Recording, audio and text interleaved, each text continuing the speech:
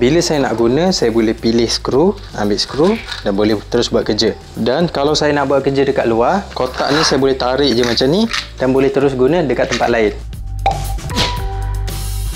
Dekat sini bekas tempat saya simpan semua skru. Saya ada letak skru untuk kayu, ni stapler untuk tembak kayu, yang ni skru kecil, yang ni saya simpan wall plug untuk dinding. Bekas simpan skru ni dia sebenarnya best, tapi ada masanya dia macam tak berapa praktikal. Sebab kalau saya nak ambil skru, saya kena selak dulu macam ni. Kadang-kadang tempat ni saya terlupa saya letak mana, saya kena buka satu-satu untuk cari skru. Ataupun kalau saya nak cepat, saya kena duduk dan tengok dekat mana barang yang saya simpan. Sebenarnya agak leceh macam ni. Dan satu lagi masalah bekas ni, dia makan space. Kalau saya nak tambah lagi skru, saya terpaksa tambah lagi kotak ni dekat bahagian atas. Jadi bila dah ada 3 macam ni, banyak ruang yang pakai. Sebenarnya French clip saya dekat belakang ni, saya boleh manfaatkan gantung lagi mesin. Kalau untuk skru kecil, saya terpaksa simpan dalam bekas ni. Sebab yang bekas ni, dia besar macam ni. Untuk simpan skru kecil sikit, memang rugi space. Kalau bekas yang ni, dia kecil sikit, dia ada partikel macam ni. Tapi benda ni memang mudah tercabut. Jadi senang untuk skru tercampur. Tapi daripada bekas besar tadi, yang ni lagi baik. Bekas yang skru ni saya beli dekat kedai Eco. Cuma bila dah simpan 2 tempat macam ni, dia tak berapa praktikal. Seeloknya skru ni kita simpan sekali dekat tempat yang sama. Jadi dekat video lepas saya ada buat satu laci untuk simpan barang-barang ni. Yang dekat bahagian atas ni saya buat tempat khas untuk letak skru. Kalau tengok bahagian dalam ni kecil je, 4 cm. Saiz ni memang ngam untuk saya letak skru. Kalau nak mudah, saya boleh letak je bekas saya susun dalam ni. Tapi susun bekas macam ni dia tak berapa cantik. Jadi saya ada 2 pilihan. Sama ada saya nak buat partition kotak-kotak kecil pakai kayu plywood, ataupun saya boleh 3D print bekas untuk letak benda ni. Kalau pakai kayu, kos dia ni rendah, tapi agak leceh sebenarnya. Kalau pakai mesin 3D printer, kos dia ni tinggi sikit daripada yang kayu tadi. Cuma 3D printer ni dia mudah sikit kalau nak buat kotak macam ni. Saya boleh buat kotak bentuk macam ni, ikut saiz yang saya nak. Maksudnya saya boleh custom made kotak yang macam ni. Dan kotak ni saya boleh angkat. Kalau kayu tadi saya buat partition, dia tak boleh angkat. Jadi saya nak pakai mesin 3D printer untuk buat kotak macam ni. Software yang saya guna untuk design ni, nama dia Fusion 360. Software ni sebenarnya kita kena bayar. Tapi kita boleh dapat free guna setahun kalau kita daftar sebagai student ataupun daftar sebagai personal. Maksudnya kita nak guna software ni kecil-kecil sebagai hobi. Macam saya guna sekarang ni. Software ni boleh download dekat online dan daftar dekat sana. Jadi dekat sini saya dah boleh mula design kotak saya.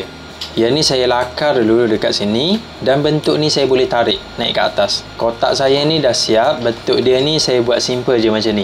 Jadi saya cantikkan sikit bahagian bawah kotak ni. Okey, dekat bawah ni dah cantik. Dekat bahagian atas ni dia solid macam ni, tak boleh letak barang sebab dia seketul. Dekat software ni, yang bestnya dia ada satu function yang kita panggil sebagai shell.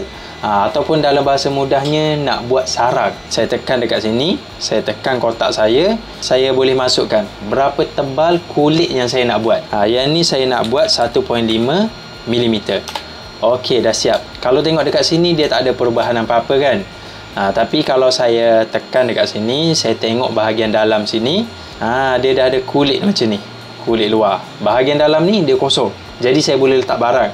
Cuma bahagian atas ni dia tak boleh masuk lagi barang, sebab bahagian atas ni dia ada kulit macam ni. Bahagian atas ni saya boleh buang. Kotak saya ni dia sebenarnya terlalu basic. Kalau saya susun banyak-banyak, saya nak angkat ni dia jadi susah. Jadi saya nak buat satu pemegang untuk mudah angkat benda ni. Okey, jadi mudah sikit kalau ada pemegang ni. Bila saya nak tarik, saya boleh pegang dekat bahagian sini. Saya cuba render kotak ni. Okey, cantik. Rasanya kotak saya ni dah siap. Saya dah boleh print benda ni. Untuk print ni saya nak test dulu print dekat printer yang besar tu. Saya print satu je dulu. Sebab saya nak tengok okey tak design ni dengan laci saya. Okey, kotak saya ni dah siap print. Kalau tengok dekat sini, dia punya layer ni tak berapa konsisten. Maksudnya layer dia ni print sengit-sengit. Benda ni biasa punca sebab belting longgar. Jadi pergerakan motor tu dia tak berapa tepat. Saya nak ketatkan dulu belting dia ni. Dan saya nak print lagi satu. Kita tengok apa beza dia. Dan sementara tu saya nak tengok dulu kotak saya ni, macam mana dia punya saiz. Saiz dia ni ngam-ngam dengan kabinet saya ni. Saya nak test letak skru. Dan bila angkat macam ni pun agak mudah. Cumanya bila letak skru yang kecil sikit macam ni, dia macam rugi space. Jadi saya nak buat pembahagi tengah ni untuk simpan skru kecil macam ni. Kalau ada pembahagi bahagian tengah ni, baru jimat space. Baru boleh simpan dua jenis skru. Okey, pring kedua ni dah siap. Yang kiri ni yang pring pertama, yang kanan ni yang pring kedua.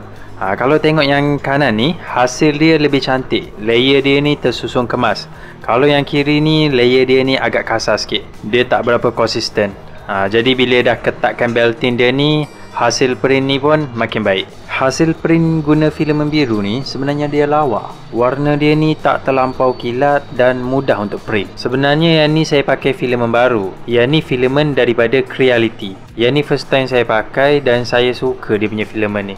Dia ada banyak pilihan warna. Nanti saya nak tukar semua pakai filem ni sebab dia tak cerewet. Dan yang ni dia ada partition tengah. Kalau simpan skru yang kecil macam ni, okey ngam. Bahagian sebelah sini saya boleh letak skru lain. Baru jimat space. Design saya ni dah okey. Yang ada partition ni dengan yang kosong ni semua ngam. Jadi saya dah boleh print banyak macam ni.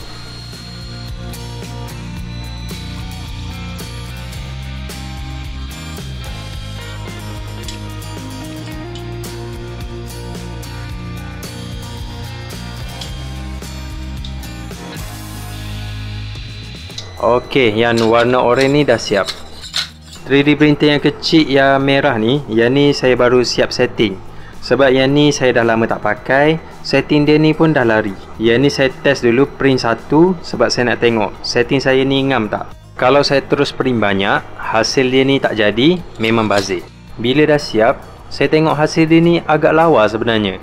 Walaupun mesin 3D printer yang kecil tu boleh kata mesin yang bajet, tapi hasil yang dapat ni lawa. Cuma agak leceh sikit lah kalau nak dapat hasil macam ni. Banyak benda yang nak kena setting. Yang ni beza dengan mesin yang besar. Kalau mesin yang besar ni nak dapat hasil yang lawa, mudah, tak perlu banyak setting. Dan mesin yang besar ni dia tak cerewet sangat. Kalau guna filamen yang masuk angin pun, dia boleh hasilkan print yang cantik. Kalau pakai filamen yang macam ni, layer dia tu akan jadi tak cantik. Dia tak berapa rata. Jadi bila hasil dah cantik, saya dah boleh terus print banyak macam ni. Untuk cepat siap, saya kena guna semua mesin saya.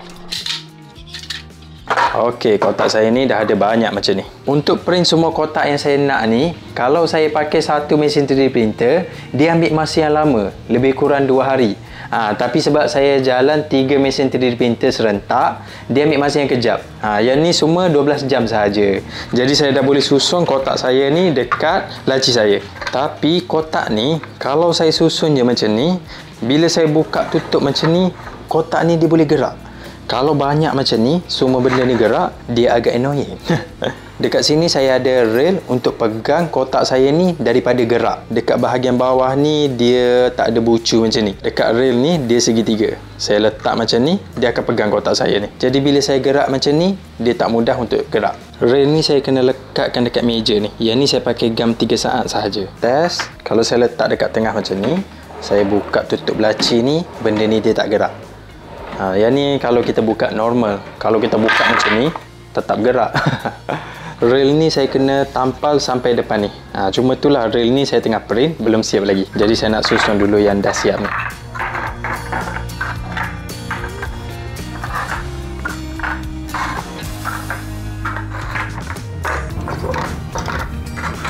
Wah, bila dah susun macam ni memang nampak lawa. Kalau tarik kuat pun dia dah tak gerak. Tapi saya tak boleh selalu tarik macam ni. Sebab NC saya ni dah bunyi. Takut laci saya ni pula yang rosak. Yang ni yang best sebab kita boleh pindahkan setiap bekas ni nak letak mana-mana. Asalkan saiz dia ni sama.